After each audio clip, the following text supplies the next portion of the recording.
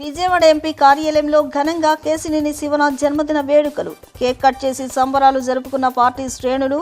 విజయవాడ అభివృద్ధిలో చిన్ని కృషి అమోఘమంటూ కితాబు. పాయకాపురం రైతు బజార్లో ప్రత్యేక బీపీటీ స్టీమ్ రైస్ విక్రయ కేంద్రాన్ని ప్రారంభించిన సెంట్రల్ ఎమ్మెల్యే బోండా ఉమా. తక్కువ ధరకే నాణ్యమైన బియ్యాన్ని కొనుగోలు చేసి ఆర్థిక భారాన్ని తగ్గించుకోవాలని సూచన.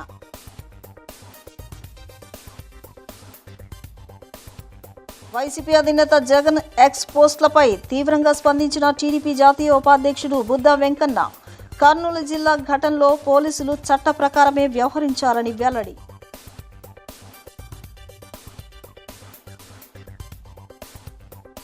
CM Chandrababu, deputy CM Pawan Kalyan Telugu ప్రజల ఆత్మగౌరవాన్ని మోదీకి తాకట్టు పెట్టారు. భోగాపురం విమానాశ్రయ ప్రారంభోత్సవంపై విమర్శలు గుప్పించిన సిపిఐ నేత రామకృష్ణ.